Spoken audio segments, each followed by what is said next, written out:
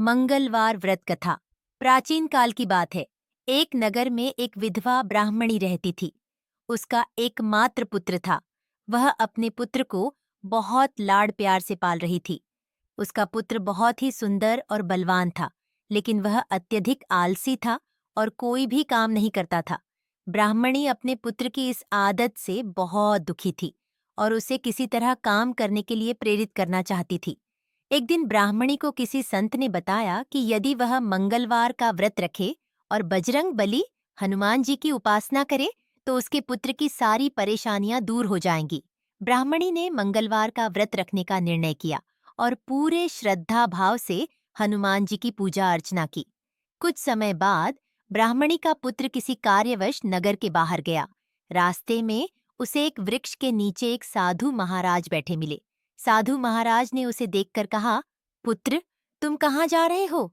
ब्राह्मणी के पुत्र ने कहा कि वह काम की तलाश में नगर से बाहर जा रहा है। साधु महाराज ने उससे कहा, तुम हनुमान जी के मंदिर में जाकर उनकी आराधना करो और मंगलवार का व्रत रखो। इससे तुम्हारी सभी मनोकामनाएं पूरी होंगी।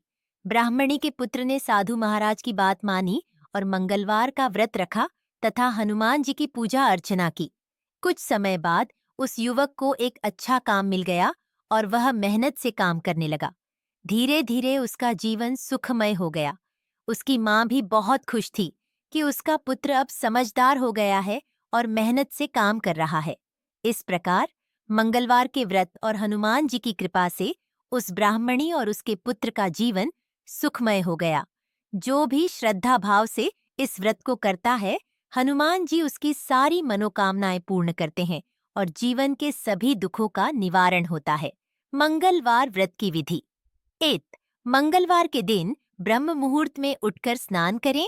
2. लाल वस्त्र पहने और हनुमान जी की प्रतिमा या चित्र के सामने दीप जलाएं। 3. हनुमान चालीसा का पाठ करें और बजरंग बाण का पाठ करें।